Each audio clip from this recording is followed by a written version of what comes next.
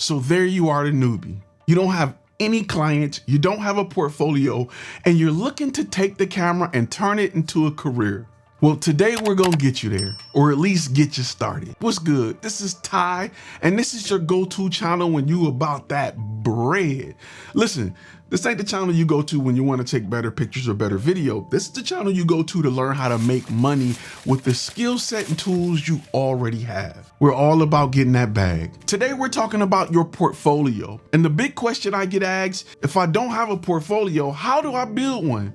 Should I go do free work to build it up, or should I try to get clients and build it at the same time? If you watch this video to the end, you're going to learn the answer to that question.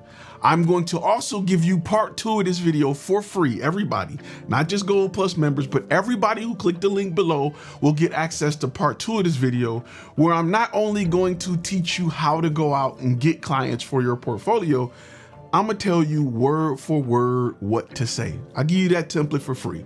Let's go.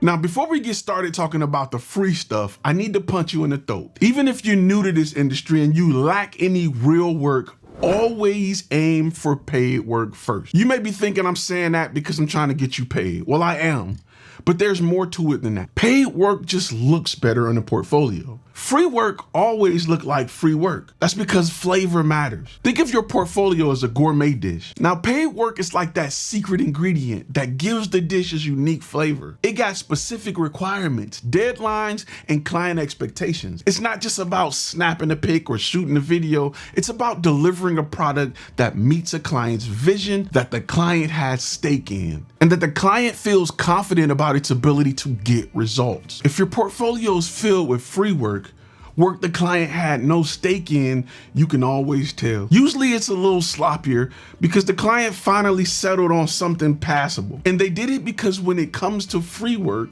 something is better than nothing. But paid work gives that professional vibe. I can always sense it. It always pops.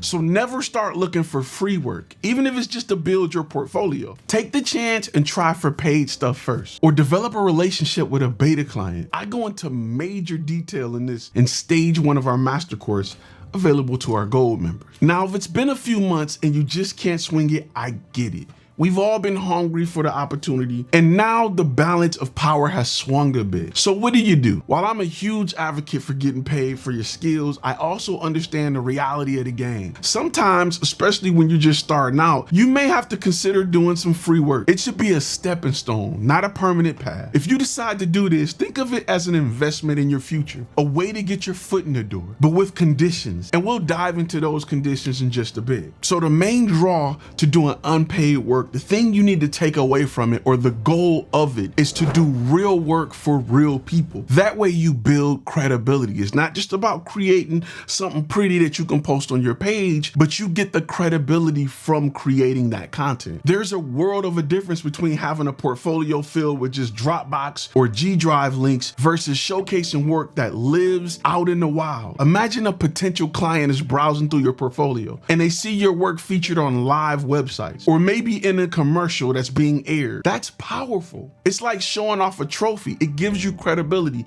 It makes you look good. I mean, think about it. If that same client sees this work only on your website, they don't know if it's spec work that you did for fun or somebody actually trusted you to do this project. And it's less effective when clients don't understand the context of this content. Keep in mind, clients want to see results. They want to know that you're not just good with a camera, but that you can deliver results that matter. And when they see your work out there doing its thing, it's a clear signal that you are the real deal. So if you're considering doing free work, let's make sure you're not doing it right away. It's an investment for you. So how do you make the most of this investment? First, you need to be selective. Don't jump on any opportunity that comes your way. Be strategic strategic. Think about your niche and the kind of work that will elevate your portfolio and help you win over your target audience. Not just anybody, not just a general photographer or videographer. Maybe it's a gig with a doctor if you want to go into the medical field as a niche, or a project that lets you experiment with new techniques. The key is to choose projects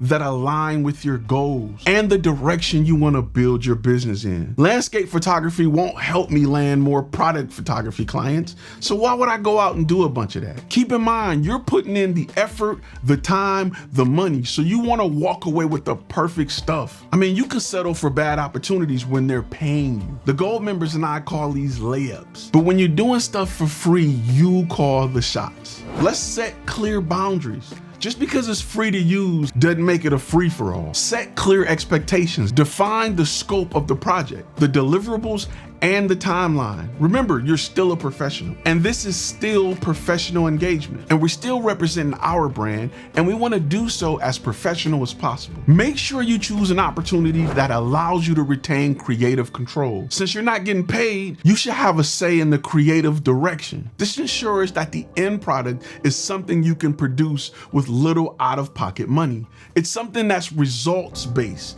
that potential future clients can relate to, aka those in your niche, and you're proud to showcase in your portfolio. The last thing we want to do is start working on something for somebody for free, and we can't steer it in a direction to help us in the future. All right, let's talk about potential pitfalls, because trust me, there are plenty. And if you're not careful, you could end up in a situation that does more harm than good. Avoid overcommitting.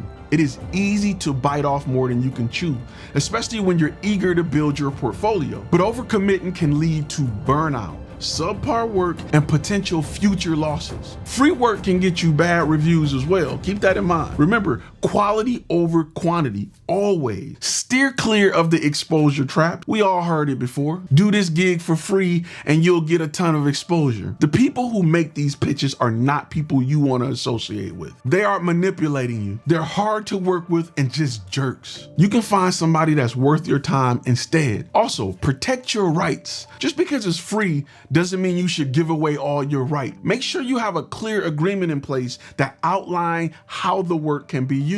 This protects you from potential licensing misuses, and it ensures that you get the credit that you deserve. The last thing you want to do is shoot something for free for a company who claim they don't really got the money to pay you, or they want to see what you can do, and you later see it as marketing on TV somewhere. That company did not get permission to market with that content on TV unless you gave them permission to. And above all else, they come to you, not the other way around. I don't want to see you out here applying to whatever paid gig pop up on Craigslist or Facebook Marketplace. That's not how we do it. You want to be the one in position of power. You want them to apply to you so you can pick the opportunity that best works. Now, while we on this topic, post the worst free gig you've ever done before in the comments.